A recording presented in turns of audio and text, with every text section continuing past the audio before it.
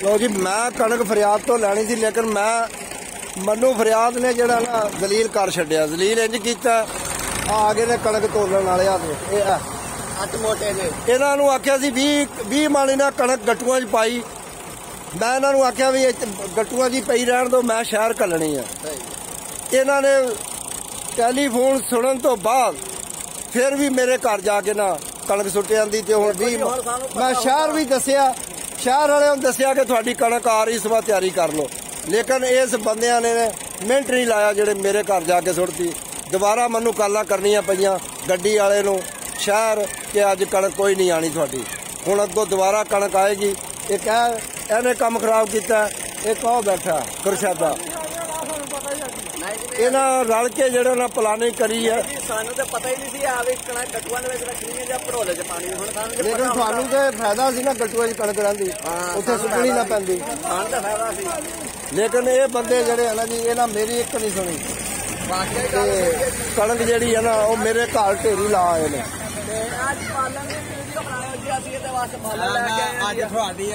आ देखो आ मिठू सारा कम प्लानिंग दी सी। जी पालसी बहुत मैं काला कर कर जेड़ा ना जी सारे दसिया भी कणक आ रही है, आ रही है। गड्डी वाले फरियाद जेड़ा फरियाद हसी जा रहा क्योंकि फरियाद इस प्लानिंग का हिस्सा। अल्लाह दी कसम मेरा रोजा सरकार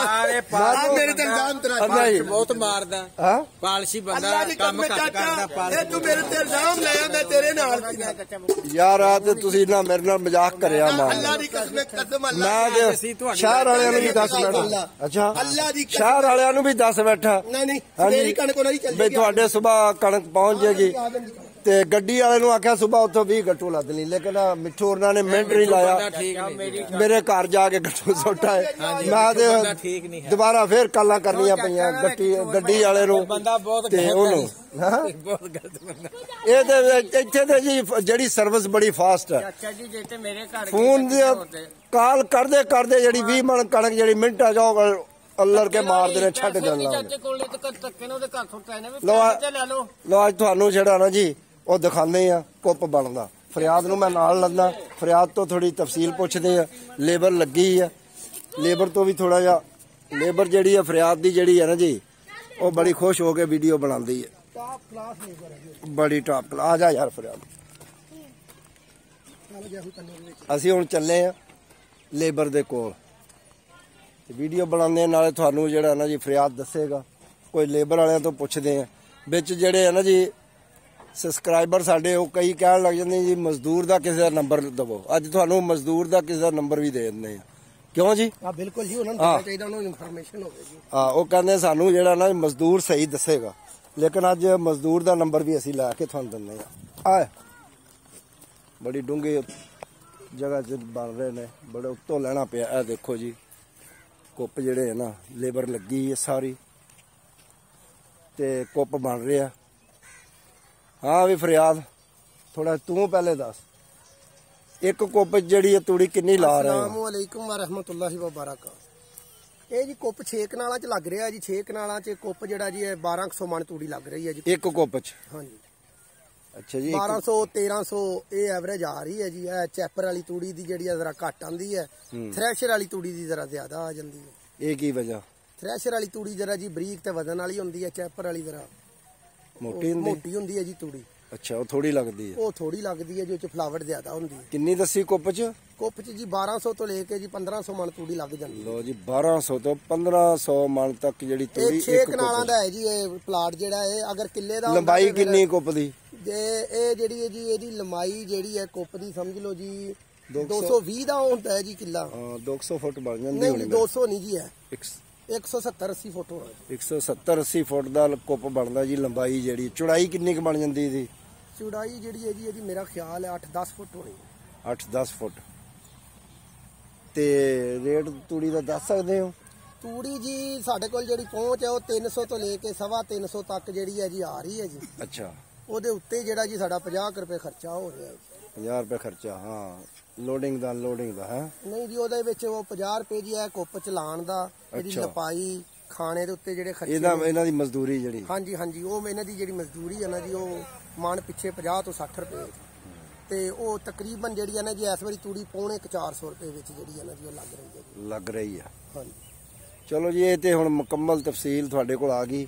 ਅੱਗੋਂ ਜਦੋਂ ਫਰਿਆਦ ਅੱਲਾ ਖੈਰ ਕਰੇ ਜ਼ਿੰਦਗੀ ਰਹੀ ਵੇਚੇਗਾ ਫਿਰ ਇਹਦੇ ਕੋਲੋਂ ਉਦੋਂ ਜਿਹੜਾ ਨਾ ਜੀ ਫਿਰ ਤੁਹਾਨੂੰ ਤਫਸੀਲ ਨਾਲ ਬਹਰਹਾਲ ਜੀ ਤੂੜੀ ਇਸ ਵਾਰੀ ਵਾਫਰ ਹੈ ਜੀ। ਤੂੜੀ ਜਿਹੜੀ ਹੈ ਉਹ ਸਸਤੇ ਰੇਟ ਤੇ ਮਿਲ ਰਹੀ ਹੈ। ਅੱਛਾ, ਐਸਾ ਸਸਤਾ ਕੰਮ। ਹਾਂਜੀ ਤੂੜੀ ਜਿਹੜੀ ਹੈ ਉਹ ਸਸਤੇ ਰੇਟ ਤੇ ਮਿਲ ਰਹੀ ਹੈ ਜੀ। ਤੂੜੀ ਨੂੰ ਕੋਈ ਮਹਿੰਗਾਈ ਨਹੀਂ ਇਸ ਵਾਰੀ। ਤੂੜੀ ਜਿਹੜੀ ਮਿਲ ਵੀ ਵਾਫਰ ਰਹੀ ਹੈ, ਯਾਨੀ ਕੋਈ ਸ਼ਾਰਟੇਜ ਨਹੀਂ ਤੂੜੀ ਦੀ, ਤੇ ਮਿਲ ਵੀ ਇੱਕ ਯਾਨੀ ਮਨਪਸੰਦ ਰੇਟ ਤੇ ਮਿਲ ਰਹੀ ਹੈ। ਠੀਕ ਹੋ ਗਿਆ। ਲਓ ਜੀ, ਹੁਣ ਤੁਹਾਨੂੰ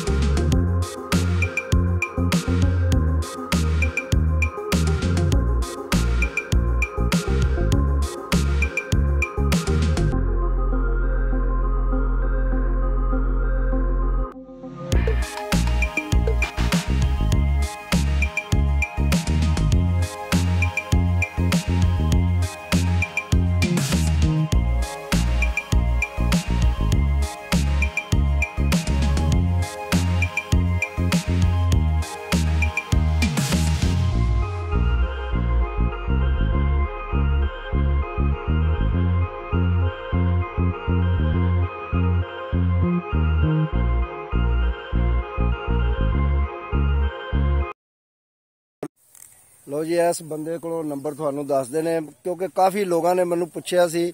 ਉਹ ਕਹਿੰਦੇ ਜੀ ਇੱਕ ਤੇ ਜਿਹੜਾ ਨਾ ਤੂੜੀ ਦਾ ਮਾਲਕ ਜਿਹੜਾ ਉਹਦਾ ਨੰਬਰ ਨਹੀਂ ਚਾਹੀਦਾ ਤੇ ਇੱਕ ਪ੍ਰੈਸ ਵਾਲੇ ਦਾ ਨਹੀਂ, ਸਾਨੂੰ ਚਾਹੀਦਾ ਮਜ਼ਦੂਰ ਦਾ। ਮਜ਼ਦੂਰ ਜਿਹੜਾ ਉਹ ਸਹੀ ਸਾਨੂੰ ਦੱਸ ਸਕਦਾ।